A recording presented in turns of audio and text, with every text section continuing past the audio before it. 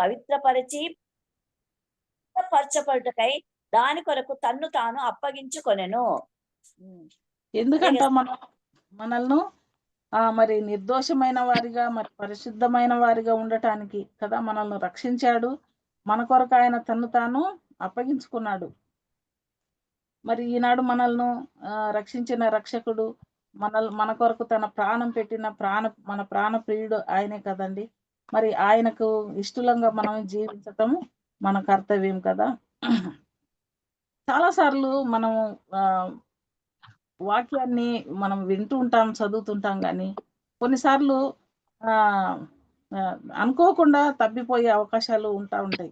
ఎందుకంటే మనుషులం కాబట్టి కదండి. మనలో కలంకం ఉండకూడదు, ముడత ఉండకూడదు అన్నాడు. కలంకం అంటే ఏ చిన్నదైనా అది కలంకమే. ఒక వైట్ పేపర్ పైన ఒక చిన్న డాటు, ఒక పెన్ను డాటు పడిందంటే అది అట్లా ఎత్తి కనబడుద్ది కదండి. నిజంగా దేవుని పిల్లలమైన మనము మరి చాలా జాగ్రత్తగా ఉండాలి. ఒక చిన్న పొరపాటు ఉన్నా కానీ అది అట్లే భూతద్దంలో కనపడినట్టు కనిపిస్తుంది అనమాట లోకానికి. అప్పుడు మన సాక్ష్యము చెడిపోతుంది, ప్రభు నామానికి అవమానం కలుగుతుంది. ఆ విషయాలు మనం దృష్టించుకుని చాలా జాగ్రత్తగా మనల్ని మనము సరి చేసుకుంటూ ఉండాలి అనేది మనము చూస్తా ఉన్నాము. మరి కీర్తన 91 అధ్యాయము 14వ వచనము. అతడు నన్ను ప్రేమించుచున్నాడు గనుక నేను అతన్ని తప్పించేదను. అతడు నా నామమును ఎరిగినవాడు గనుక నేను అతన్ని గణపరచెదను కదండి. మనము ఆయన్ను ప్రేమించే వారిగా ఉన్నట్టయితే మనల్ని ఆయన తప్పిస్తాడు. ప్రతి ఆపద నుంచి, ప్రతి సమస్య నుంచి ఆయన మనల్ని తప్పిస్తాడు. మనం ఆయన నామాన్ని ఎరిగి ఉన్నాం గనక మనల్ని ఆయన గణపరుస్తాడంట కదండి. మరి ప్రభువే ఆ మాట చెప్పినప్పుడు మనం ఇంకే ఎంతగా ఆయన్ను ప్రేమించాలి.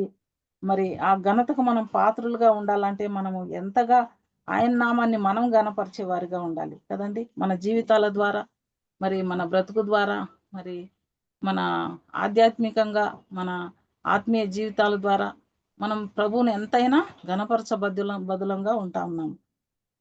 మరి అలాగే యెషయా 41:8 వచనంలో చూసినట్టయితే, నా సేవకుడైన ఇశ్రాయేలు చదవండి.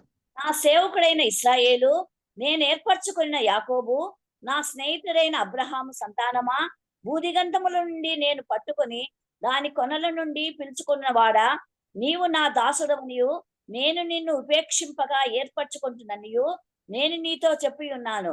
నీకు తోడై ఉన్నాను, భయపడకుము. నేను నీ దేవుడినై ఉన్నాను, దిగులు పడకుము. నేను నిన్ను బలపరుతును, నీకు సహాయము చేయువాడని నేనే. నీతి అను నా దక్షిణ హస్తంతో నిన్ను ఆదుకొందును. ఎంత ఎంత చక్కగా ఇక్కడ యాకోబును గురించి, ఇశ్రాయేలును గురించి చెప్తారు కదండి.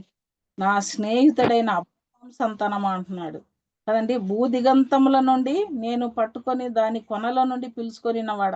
భూదిగంతములు అక్కడ ఆయా ప్రాంతాల్లో మరి ఉంటున్న ఇశ్రాయేలీలందరినీ కూడా ఆయన మరి పట్టుకొని పిలుచుకుంటున్నాడంట.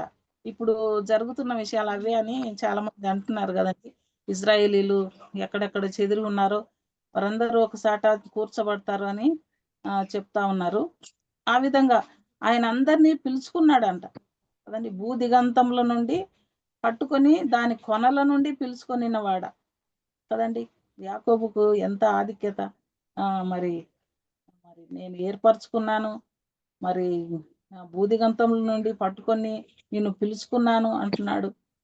నీవు నా దాసుడవని నేను ఉపేక్షించక, అంటే ఆయన త్రోసివేయక ఆయనను ఏర్పరచుకున్నాడు యాకోబును, లేక ఇశ్రాయేలును కదండి. నేను నీతో చెప్పి ఉన్నాను, నీకు తోడై ఉన్నాను, భయపడకుము, నేను నీకు దేవుడనై ఉన్నాను కదండి. భయపడొద్దు అని చాలాసార్లు మనకు బైబిల్లో ఉంటది. మరి రోజుకు ఒక్కసారైనా ఆ పదము మనకు వస్తుందంట, భయపడకుము భయపడకుము అనే మాట. అంటే ప్రతిరోజు మనకు ప్రభు అభయం ఇస్తున్నాడు, భయపడొద్దండి. మనం ఆయా సందర్భాల్లో పలుసార్లు ప్రతి దానికి మనం భయపడటము అది మామూలు. కొన్నిసార్లు కొన్ని విషయాలకు చాలా భయపడతాము. కాబట్టి నువ్వు భయపడొద్దు, నేనున్నాను అంటూ ప్రభువు మనకు అభయం ఇస్తున్నాడు. దిగులు పడవద్దు, నిన్ను బలపరుస్తాను అంటున్నాడు. నీకు సహాయం చేయవాడని నేనే అంటున్నాడు. మరి అలాగే నీతి అను నా దక్షిణ హస్తంతో నేను ఆదుకుంటాను అంటున్నాడు. ఆయన దక్షిణ హస్తం మనకు తోడుగా ఉన్నట్టయితే మరి ఆయన ఆయన మనల్ని తప్పక ఆదుకుంటూ ఉంటాడు కదండి. ఆయన మనకు తోడుగా ఉండాలంటే మనం ఆయనకు ఇష్టలంగా ఉండాలి. మరి 13వ వచనంలో నీ దేవుడినైన యెహోవానగు నేను భయపడకము, నేను నీకు సహాయం చేసేదనని చెప్పుచు నీ కుడి చేతిని పట్టుకొనుచున్నాను. పురుగు వంటి యాకోబు, స్వల్ప జనమగు ఇశ్రాయేలు భయపడకము. కదండి. నేను నీకు సహాయం చేయుచున్నాను. ఇలా చాలా సార్లు దేవుడు ఇశ్రాయేలీయులను బట్టి చాలా సంగతులు మాట్లాడతాడు కదండి. వాళ్ళని అభయం ఇస్తాడు. వాళ్ళకు భయపడొద్దు అని వాళ్ళను ధైర్యపరుస్తూ ఉంటాడు. మరి ఆదికాండము 21 అధ్యాయము 2వ వచనం ఒకసారి చదవండి. ఇట్లనగా దేవుడు ఒకసారి చదువుతారమ్మా? ఆది చదువుతాను సిస్టర్. 21 అధ్యాయము 2వ వచనం. ఎట్లనగా దేవుడు అబ్రహాంతో చెప్పిన నిర్ణయ కాలంలో శారా గర్భవతి అయి అతని ముసలితనమందు అతనికి కుమారుని కనెను. అప్పుడు అబ్రహాము తనకు పుట్టినవాడును తనకు శారా కనినవాడునైనా తన కుమారునికి ఇస్సాకు అని పేరు పెట్టెను. మరియు దేవుడు అబ్రహాంకు ఆజ్ఞాపించిన ప్రకారము అతడు 8 దినముల వాడైన ఇస్సాకును తన కుమారునికి సున్నతి చేసెను. చదవనాక? వద్దులేదమ్మా, ఈ మాట కాదనుకుంటా. నేనేదో పొరపాటుగా రాసినట్టున్నా.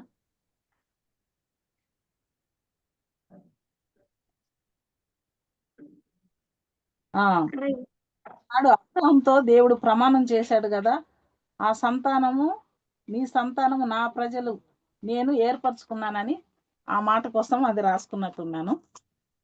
కాబట్టి ఆయన ఇశ్రాయేలు ప్రజల గురించి చాలా సంగతులు మరి తెలియజేస్తున్నట్టుగా చూస్తా ఉన్నాము. 41 అధ్యాయం 13, 14 వచనాలు చూస్తే అదే కదా ఇప్పుడు మనం చదివాము.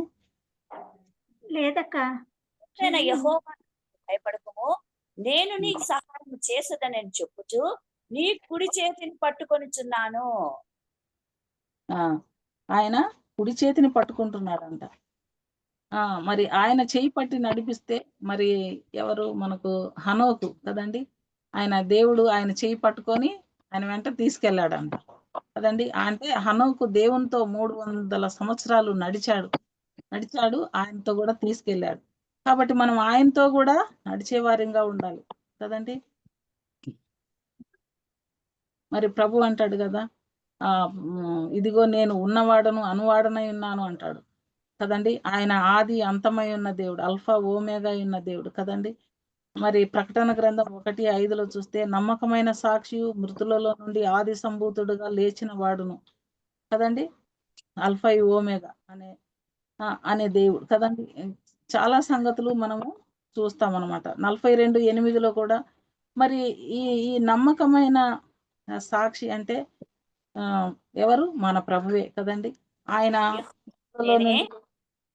ఆది సంభూతుడుగా లేచిన వాడు. అంటే మన కొరకు మన రక్షణార్థమై ఆయన ఆ శిలువలో మరణించి మరి సమాధి చేయబడి 3వ దినమున లేఖనముల ప్రకారం తిరిగి లేచాడు కదండి. ఆయనే ఆది సంభూతుడు కదండి. ఆయనే నమ్మకమైన సాక్షి, మృతులలో నుండి ఆది సంభూతుడిగా లేచిన వాడు కదా. అంత గొప్ప దేవుణ్ణి మనము కలిగి ఉన్నాము. అంటే మన దేవుడు చనిపోయి మరి సమాధిలో ఉన్న దేవుడు కాదు, ఆయన మృత్యుంజయుడు. ఆయన గురించి మనము ఎన్నైనా చెప్పుకోవచ్చు. అలాంటి వారు ఇంకెవరు లేరు లోకంలో కదండి. ఎవరైనా మనము ఎవరికైనా సువార్త చెప్పాలంటే కూడా చెప్పాలన్నా మనం ఈ మాటే చెప్పాలి. ఏమన్నా నేను ఎవరికో ఏదో చెప్పేటప్పుడు నాకు అనిపించింది అనమాట. మనం ఏదో చెప్తే వాళ్ళు ఏదో అనుకుంటారు. చనిపోయి తిరిగి లేచిన దేవుడు ఎవరైనా ఉన్నారా అని అడిగినప్పుడు ఒక ఆమెను చనిపోయిన వాళ్ళు తిరిగి ఎక్కడ లేస్తారక్క అన్నారు. అంటే లేచిన దేవుడు ఉన్నాడమ్మా, ఆయన్నే మేము వెంబడించేది, ఆయన్నే మా రక్షకుడు, మేము రక్షకుడిగా అంగీకరించాము. ఆయన ద్వారానే పరలోక రాజ్యము, చనిపోయి తిరిగి లేచిన వారే నిజమైన దేవుడు అని నేను ఏదో నాకు తెలిసి నా విషయాలు అప్పట్లో చాలా రోజుల క్రితం అలా చెప్పాను అనమాట. కాబట్టి ఆయన గురించి మనము సువార్త చెప్పాలంటే ఆయన తిరిగి లేచిన దేవుడు. ఏ దేవుడు అలా లేయలేదు. తర్వాత ఆయన ద్వారా మాత్రమే రక్షణ ఉంది అని మనం మన ప్రభుని గురించి మనము చెప్పవచ్చు. మరి యెషయా గ్రంథం 42:8లో యెహోవాను నేనే, ఇది నా నామం, మరి ఎవనికి నా మహిమను నేనిచ్చువాడను కాను, నాకు రావలసిన స్తోత్రమును విగ్రహములకు చెందనీయను అంటాడు కదండి. ఇప్పుడు మనం చాలా విషయాలు ఎవరో ఏదో కాదు కానీ నా విషయమే చెప్తాను. ఒకసారి ఏదో ఒక కార్యాన్ని గురించి ఏదో కాదులేండి, మా అబ్బాయి గురించి నేను చాలా సార్లు మనుషులపైన ఆధారపడ్డాను. మనుషులను సంప్రదించాను సహాయం చేస్తారని. చాలా డబ్బు కూడా నష్టపోయాను అనమాట. చివరికి నాకు అనిపించింది, అరే నమ్మదగిన దేవుడు ఉన్నాడు. ఆయనకు ఇప్పుడు ఎవరైనా మనుషుల ద్వారా సహాయం మనం పొందుకున్నట్లయితే మనం ఏమంటాము, అదిగో పలానా వాళ్ళ ద్వారా మనకు ఈ సహాయం దొరికింది అనుకుంటాం చాలాసార్లు. కానీ అది మనుషులకు ఆ యొక్క పేరు మనుషులకు వెళ్ళిపోతుంది. అలా కాదు, దేవుడు మనకు ఆ కార్యం చేస్తే ఆ మహిమ, ఆ ఘనత ఆయనకే చెందుతుంది. కాబట్టి నేను ఆ మాట అనుకున్నప్పుడు నాకు అనిపించింది అనమాట, ప్రభువా మరి ఈ కార్యం నువ్వే చేయాలి, నీ వల్ల మాత్రమే ఇది జరగాలి, నువ్వే ఈ కార్యం చేయాలి, ఆ మహిమ నీకే ఆపాదించబడాలి అని చెప్పి ప్రార్థన చేసుకున్నాను. అది ప్రభువు నిజంగా చాలా అద్భుతంగా సహాయం చేశాడండి. నేను చాలా మనశ్శాంతి లేకుండా చాలా బాధపడుతున్న రోజులు అవి. ఆ టైంలో నేను ఎక్కువ శాతం మనుషుల మీద ఆధారపడినట్టుగానే ఉన్నానన్నమాట.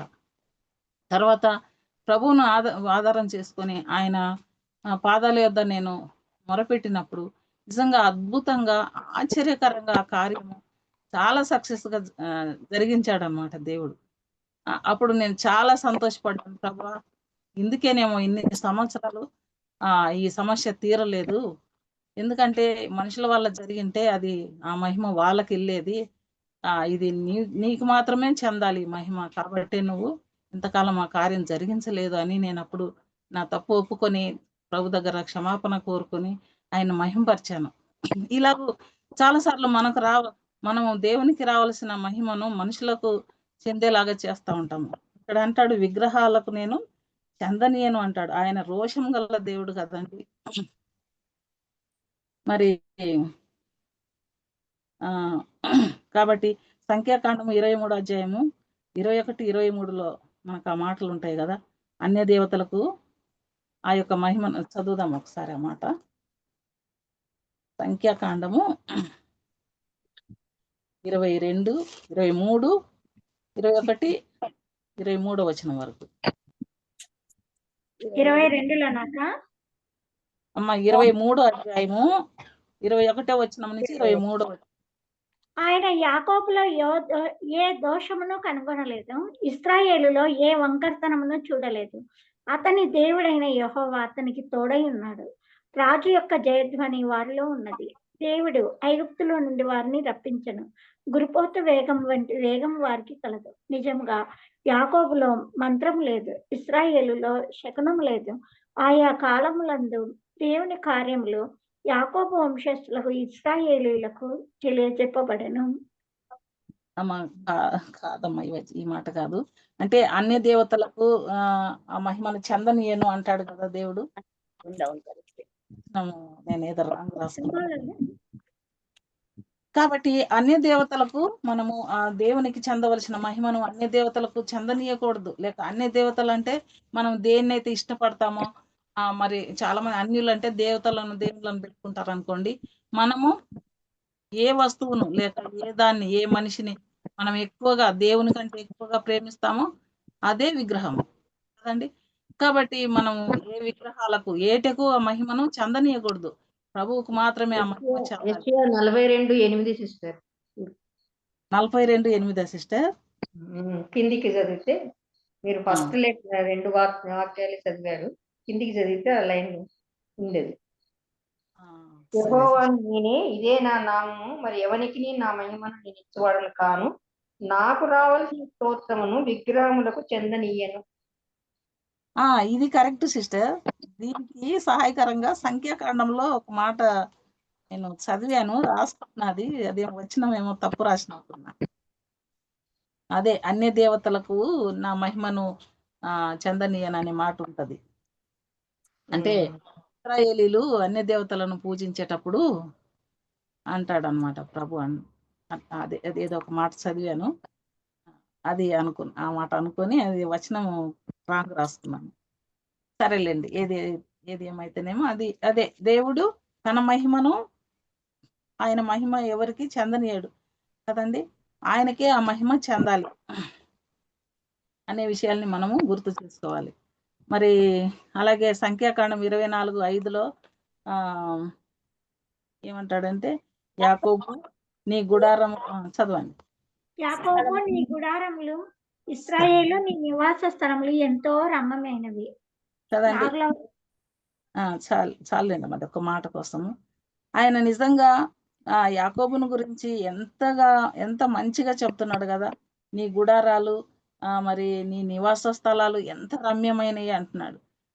నిజమే, వారు గుడారాలు వేసుకున్నా కానీ మరి ఎక్కడ మన బిలాము కదండి, ఆ యొక్క వాళ్ళను శపించటానికి తీసుకెళ్ళినప్పుడు ఆయన కొండపైకి చూసినప్పుడు అన్ని వరుసలుగా వారి దీని ప్రకారంగా వారు గుడారాలు వేసుకున్నట్టు ఎంతో చక్కగా ఉంటాయంట వారు వేసుకునే గుడారాలు కదండి. అందుకే అంటే ఇది అక్షరార్థమైనది.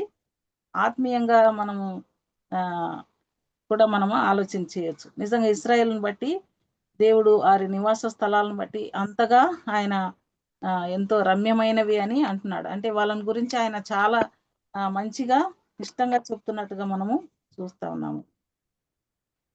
మరి యెషయా గ్రంథం 5:7లో కూడా ఒక మాట ఉంటది.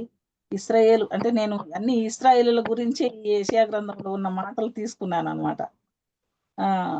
ఆ యొక్క యెషయా గ్రంథం చదువుతూ నిన్న ఆ ఇశ్రాయేలీల గురించి దేవుడు ఏమేమైతే చెప్పాడో, ఏ విషయాలు ఉన్నాయో అవి చాలా వరకు ఆ విషయాలే రాసుకున్నాను. ఇశ్రాయేలు వంశము సైన్యములకు అధిపత్యగు యెహోవా ద్రాక్ష తోట, యూదా మనుషులు ఆయనకి ఇష్టమైన వనము. ఆయన న్యాయము కావాలని చూడగా బలత్కారం కనబడెను. ఇశ్రాయేలు వంశము సైన్యములకు అధిపత్యగు యెహోవా ద్రాక్ష తోట, యూదా మనుషులు ఆయనకి ఇష్టమైన వనము. వీరు అంటే ఆయనకు ఆ ప్రజలు అంటే ఆయన ఏర్పరచుకున్న ఆ ప్రజల మీద ఆయనకు ఎంత ప్రీతి ఉంది కదండి, ఎంత ఇష్టము, ఎంత ప్రేమ. మరి యెహోవా ద్రాక్ష తోట అంటే ఇశ్రాయేలులు ఆయనకు ఇంకొక సాట ఎక్కడ చూశాను, నిక్కమైన ద్రాక్షవల్లిని తెచ్చి నాటాను అని అంటాడు. అంటే ఎక్కడి నుంచో తెచ్చి, అంటే ఐగుప్తు నుంచి ఆ ఇశ్రాయేలు జనాంగాన్ని తీసుకొచ్చి ఇక్కడ పెడతాడు కదా. మరి ఆ మాటను పోలుస్తూ అక్కడ నిక్కమైన ద్రాక్షవల్లి, మంచి జాతి ద్రాక్షవల్లి ఏదో ఒక మాట ఉంది, తీసుకొచ్చి నాటాను అంటాడు. కాబట్టి ఇష్టమైన ద్రాక్షవల్లి అంట, ద్రాక్ష తోట అంట. మరి ఆనాడు ఇశ్రాయేలీలను గురించి మరి నా ద్రాక్ష తోట అన్నాడు, నా వనము అన్నాడు యూదా జనాంగాన్ని గురించి. మరి ఈనాడు మనమే ఆయన తోట కదండి, సంఘమే ఆయన తోట, మరి ద్రాక్ష తోట కదండి. మరి ఆ ద్రాక్ష తోటలో మరి ఆ ద్రాక్ష ఫలాలు మనము ఆయన కొరకు ఫలించే వారిగా ఉండాలి. ఆయన తోటగా ఉంది సంఘము కదండి. ఆయన వచ్చి మనకు మరి పరమగీతాల్లో ఉంటది కదా, 4:16 చదవండి సిస్టర్ ఒకసారి. నా ప్రియుడు 4వ అధ్యాయం 16వ వచనం పరమగీతంలో. నా ప్రియుడు తన చదువుతున్నారా, ఉద్యానవనమునకు గాక.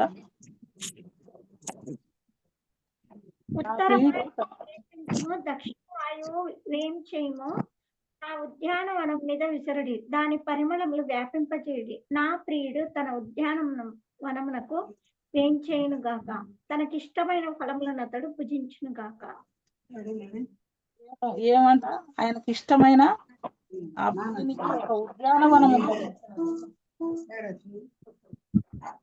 ఆయనకు ఇష్టమైన ఆయన ఉద్యానవనం అంట. అంటే ఉద్యానవనం అంటే తోట కదండి, అన్ని రకాల ఫలవృక్షాలు ఉంటాయి. కాబట్టి అక్కడికి ఆయన వేంచేస్తాడంట. వేంచేయును గాక, తనకి ఇష్టమైన ఫలములు అన్నతడు భుజించును గాక కదండి. ఆ యొక్క వనం ఎవరిది? వనం చెప్పలేదు కదా.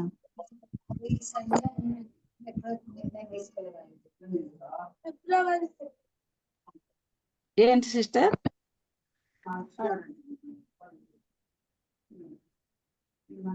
తీసుకుంటే అదేనండి. అంకుల్ చనిపోయినప్పటి నుంచి ఒక్కరు కూడా ఇక్కడ తీసుకోలేదు. సిస్టర్ లేదులేండి, మీరు మాట్లాడండి. కంటిన్యూ ఆయన ఉద్యానవనము అంటే సంఘమే. సంఘానికి ఆయన సంఘాన్ని దర్శిస్తాడు. ఆయనకి ఇష్టమైన ఫలాలను ఆయన భుజించడానికి ఇష్టపడతాడు కదా. నానా విధమైన శ్రేష్టమైన ఫలములు, పచ్చివి పండువి కదండి, మా ద్వారబంధముల మీద వ్రేలాడుచున్నవి అంటారు 7:13లో. కాబట్టి ఈ ద్రాక్ష తోట అన్న సంఘమే, సంఘానికి పోలికగా ఉంటది. తర్వాత వనము, ఉద్యానవనము అన్న మరి ఆయన సంఘానికి సూచనగా కనబడుతుంది అనమాట. మరి ఆయనకి ఇష్టమైన ద్రాక్షవనముగా ఇశ్రాయేలీలు ఉన్నారు. ఈనాడైతే మనము సంఘంగా ఆయనకి ఇష్టమైన ద్రాక్షవనంగా మనం ఉంటున్నామా? ఆయనకు ఇష్టమైన పళ్ళు మనం ఇవ్వటానికి మనం సిద్ధపరచుకొని ఉన్నామా అనేది మనల్ని మనము పరీక్షించుకోవాలి. మరి ఫలములు అంటే ఆత్మ ఫలములు కూడా కదండి, ఆత్మలు సంపాదించటము. మన సంఘంలో నూతన ఆత్మలను మనము సంపాదించగలుగుతున్నామా అనేది కూడా. అలాగే వ్యక్తిగతంగా ఎవరికి వారు ఆయనకి ఇష్టమైన జీవితాలు ఫలాలుగా మనం ఆయనకు అందివ్వగలుగుతున్నామా? మంచి ఫలాలను మనం ప్రభు కొరకు ఫలిస్తూ ఉన్నామా అనేది వ్యక్తిగతంగా ఆలోచన చేసుకోవచ్చు.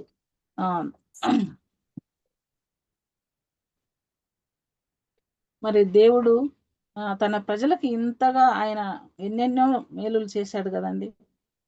మరి కావున మరి మాట ఉంది 5వ అధ్యాయము 3వ వచనంలో, కావున యెరూషలేము నివాసులారా, యూదా వారలారా, నా ద్రాక్ష తోట విషయమై నాకు న్యాయం తీర్చుడి అంటున్నాడు 5వ అధ్యాయం 3వ వచనంలో. అంటే అక్కడ వాళ్ళు సరైన ఫలాలు, మంచి ఫలాలు వాళ్ళు ఫలించలేదన్నమాట. అంటే ఆ ద్రాక్ష తోట కారు ద్రాక్ష కాసిందంట. మరి దాన్ని బట్టి నాకు న్యాయం తీర్చండి అంటున్నాడు 5:2లో కదండి. మిమ్మల్ని వేడుకుంటున్నాడు. ఆ ద్రాక్ష తోటకి ఏమేమి చేశాడంట? రాళ్ళు తీసి 5:2 ఆయన దానిని బాగుగా త్రవ్వి రాళ్ళు ఏరి అందులో శ్రేష్టమైన ద్రాక్ష తీగను నాటించను. దాని మధ్యను బురుజు ఒకటి వేయించి ద్రాక్ష తొట్టిని తొలిపించను. ద్రాక్ష పండ్లు ఫలింపవలనని ఎదురు చూచుండెను, గాని అది కారు ద్రాక్షలు కాచను. కావున యెరూషలేము నివాసులారా, యూదా వారలారా, నా ద్రాక్ష తోట విషయం నాకు న్యాయం తీర్చవలెనని మిమ్మల్ని వేడుకొనుచున్నాను అంటాడు కదండి. ఇంతకంటే నేను ఇంకేం చేయాలి అంటాడు 4వ వచనంలో. ఈ ద్రాక్ష తోటకు చేసిన దానికంటే ఇంకేం చేయాలి? నిజమే కదండి. సంఘాల్లో మనకు సంఘం ఇచ్చాడు, స్థానిక సంఘం ఇచ్చాడు, మరి సేవకులను ఇచ్చాడు, సంఘంలో పెద్దలను ఇచ్చాడు, సువార్థికులను ఇచ్చాడు కదండి, సంఘంలో వాక్య పరిచర్య చేసే వారిని ఇచ్చాడు. మనకు కావలసినంత వాక్య సమృద్ధిని ఇచ్చాడు దేవుడి నాడు. మరి ఆ కాలంలో ఇంత వాక్యం లేదు కానీ ఇప్పుడు మనకు చాలా సమృద్ధిగా ఉంది. మనం ఇంట్లో కూర్చుంటేనే వాక్యం వినగలుగుతున్నాం. ఎన్నెన్నో సంగతులు, నిన్న సిస్టర్ గారు ఏవేవో హిస్టరీ గురించి చాలా సంగతులు చెప్పారు కదా. ఇవన్నీ నా మటుకు నాకైతే ఏమి తెలియదండి వీటిల్లో, ఏదో 1-2 విషయాలు తప్ప. కాబట్టి అలాంటివి మనం అన్ని ఇంట్లో కూర్చొని వింటున్నాం. మనం బయటికి అంతకుముందు మందిరానికి అంటే మేము ప్రభు నమ్ముకున్న కొత్తల్లో మందిరానికి వెళ్తేనే వాక్యం వినటం, గృహ కూడికలు ఉంటాయి. అంతకు తప్పితే మనకు మళ్ళీ వాక్యం సంవత్సరానికి ఒకసారి మీటింగ్స్ పెడతారు కదా, అప్పుడు మాత్రమే సమృద్ధిగా వాక్యం. అప్పుడు మాకు అది ఒక పండుగలా ఉండేది. మరి 7 రోజులు ఉండేటివి. కొన్ని సంవత్సరాలు 7 రోజులు పెట్టేవాళ్ళు. తర్వాత 5 రోజులకు వచ్చింది, తర్వాత 3 రోజులకు వచ్చింది. అట్లా సమృద్ధిగా ఆ మీటింగ్ టైంలోనే సమృద్ధిగా మాకు వాక్యం ఉండేదన్నమాట. ఇప్పుడు అలా కాదు కదండి. అసలు ఫోన్లు తీస్తే వాక్యం, టీవీ వాక్యం అంటే మనం అన్ని వినలేమండి. అది మనం ఖచ్చితంగా చెప్పలేము. కానీ మంచి వాక్యాలు చెప్పేవాళ్ళు కూడా మనం ఉన్నారు.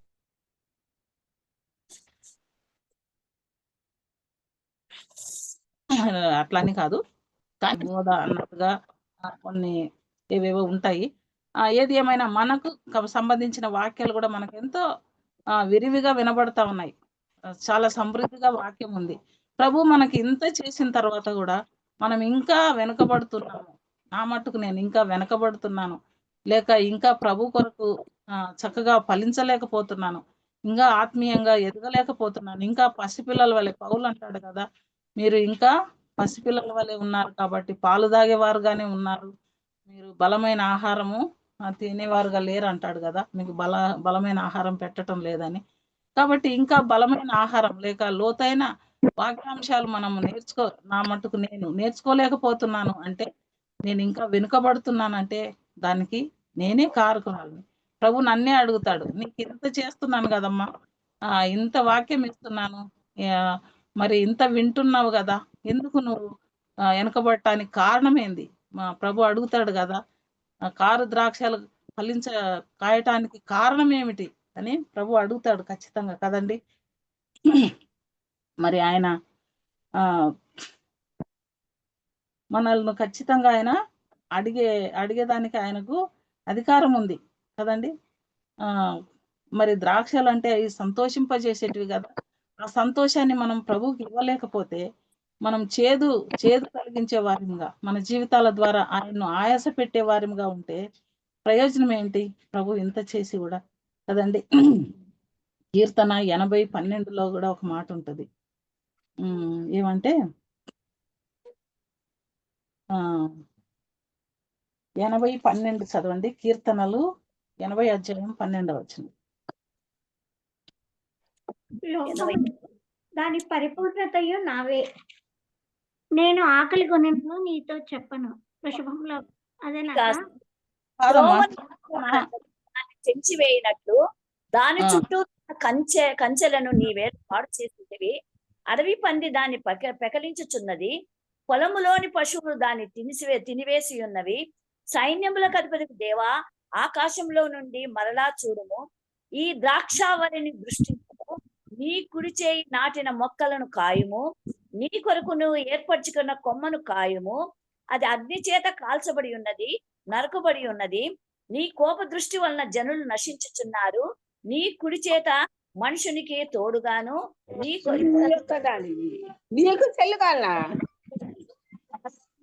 ఇదేనా నీ కుడి చేత. ఓకే, ఏమంట, త్రోవలు నడిచే వారందరూ దాన్ని చూసి తెంచివేసేటట్టు దాని కంచెను తీసేస్తాడంట దేవుడు. మరి అడవి పందులు వచ్చి దాన్ని పెకలించేటట్టు ఆ కంచె లేనప్పుడు, ఆ ద్రాక్ష తోటకు కంచె లేదనుకోండి, ఇక అన్ని జంతువులు, అడవి పందులు, నక్కలు ఇవన్నీ పొలంలోకి వస్తాయి కదండి. మరి ఆ పశువులు దాన్ని తినివేస్తాయి. కాబట్టి అంటున్నాడు, సైన్యములకు అధిపతియగు దేవా, ఆకాశంలో నుండి మరలా చూడుము, ఈ ద్రాక్షావల్లిని దృష్టించుము.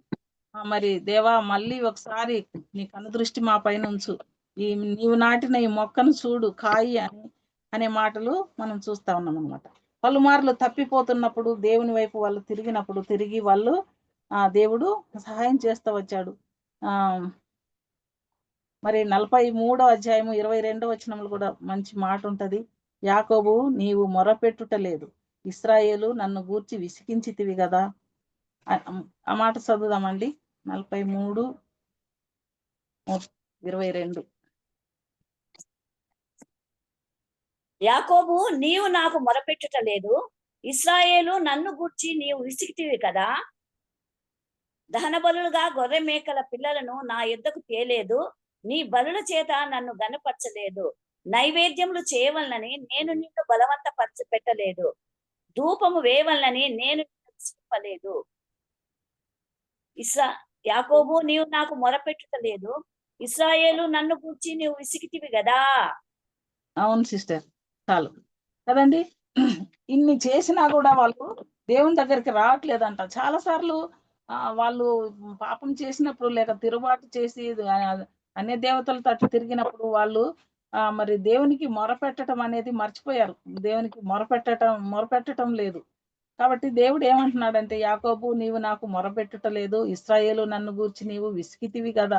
అంటే దేవుని గురించి కూడా వాళ్ళు విసిగిపోయినట్టుగా ఉన్నారు అంటాడు దేవుడు కదండి. దహన బలులు, గొర్రె పిల్లలు, గొర్రె మేకలు, మేక పిల్లలు నా యొద్దకు తేలేదు. అంటే వాళ్ళు ఆ కాలంలో బలులు ఉన్నాయి కదండి, బలి అర్పించటము, దహన బలులు, ఇంకా రకరకాల బలులు ఉన్నాయి కదా. ఆ బలులు వాళ్ళు అర్పించడం లేదా, మరి నీ బలుల చేత నన్ను గణపరచలేదు కదండి. నైవేద్యము చేయవలెనని నేను నిన్ను బలవంత పెట్టలేదు అంటాడు. ధూపం వేయవలెనని నేను నిన్ను విసికింపలేదు. ఇవన్నీ నేను ఏమి చేయలేదు అంటాడు. కానీ మరి కింద ఒక మాట ఏముందంటే 24 చివరిలో, నీ పాపముల చేత నీవు నన్ను విసికించితివి, నీ దోషముల చేత నన్ను ఆయాస పెట్టితివి కదండి. మీరేమి చేయలేదు సరికదా, మీరే నన్ను విసిగిస్తా ఉన్నారు కదండి. మీరు చేసే పాపాల వల్ల నన్ను విసిగిస్తా ఉన్నారు, నీ దోషం చేత నన్ను ఆయాస పెడతా ఉన్నారండి. నిజమేనండి కదా. మనం ఈనాడు ప్రార్థన, ఈ బలులు మరి నైవేద్యము ఇవి ప్రార్థనకు సాదృశ్యంగా మనం అనుకుంటాం కదా.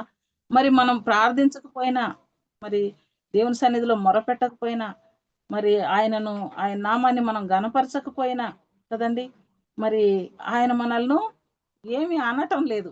అందుకే మనం చాలాసార్లు ఆయన మర్చిపోయే పరిస్థితిలో ఉంటా ఉన్నాము. కాబట్టి ఆయన ఏమంటాడంటే, ఆయన దేవుడు కూడా, ప్రభువు కూడా వెయిట్ చేసి చూస్తాడు ఎంతకాలము ఇలా ఉంటారు అని. అంటాడు కదా, నీ పాపముల చేత నేను ఇవేమి నిన్ను అడగలేదు, సువాసన గల లవంగ చెక్క, నీవు దాల్చిన చెక్క కొనలేదు, బలి పశు క్రొవ్వు నన్ను కొవ్వు చేత నన్ను తృప్తిపరచలేదు సరిగదా, నీ పాపముల చేత నీవు నన్ను విసికించితివి. ఇవేవి నువ్వు చేయలేదు, నువ్వు చేయాల్సినవి ఇవన్నీ నువ్వు చేయాలి, కానీ ఇవేవి నువ్వు చేయలేదు, పైగా నువ్వే నన్ను విసిగిస్తా ఉన్నావు కదండి. ఎంత చక్కగా దేవుడు ఈ మాట రాస్తున్నాడు కదండి. అర్థమయ్యేటట్టు, యాకోబుకు అర్థమయ్యేటట్టు, ఇశ్రాయేలు అర్థం చేసుకునే మాదిరి ఈనాడు మనం అర్థం చేసుకునేలాగా. చాలా సార్లు ప్రార్థన చేయకుండా మానుకుంటుంటాం, చాలా మన పని భారాల వల్ల, మరి ఎన్నో పనుల వల్ల మనము చాలా అలసిపోతాము. దానివల్ల ప్రార్థన నిజంగా అండి, నా తప్పు నేను ఒప్పుకుంటున్నాను దేవుని బిడ్డల ఎదుట. మరి కొన్నిసార్లు నాకు పని భారం ఎక్కువైనప్పుడు, నాకు ఆల్రెడీ ఈ నొప్పులు ఉన్నాయి, కొంచెం పనులు ఎక్కువైనప్పుడు చాలా నొప్పులు ఉంటాయి, అలసిపోయినట్టు అయిపోయి ఊరికే 2 మాటలు అనుకొని ప్రార్థన, 2 మాటలు ప్రార్థన చేసుకొని పడుకుంటాను. నిద్రపోయి లేచి మళ్ళీ అప్పుడు ప్రార్థన చేసుకుంటాను. అలా నా జీవితంలో అప్పుడప్పుడు జరుగుతూ ఉంటది అనమాట. నిజంగా నేను ఇది కూడా అట్లా చేయకూడదని నేను ప్రభు దగ్గర అడుగుతూ ఉంటాను, ప్రభువా నాకు ప్రార్థన చేసుకోవటానికి ఓపిక దయచేయ్యా అని. అట్లా అనమాట. ఇట్లా చాలా సార్లు మనము మర్చిపోవడమో, లేకపోతే మన పని భారాల వల్ల చేసుకోలేక పడుకొని పోవటము, ఇట్లా మనము చేస్తూ ఉంటాం అనమాట చాలా సార్లు. మరి ఈ వాక్యానికి సహాయకరంగా మలాకి 2:17 ఒక మాట చదువుదామండి చివరిగా. మలాకి 2వ అధ్యాయం.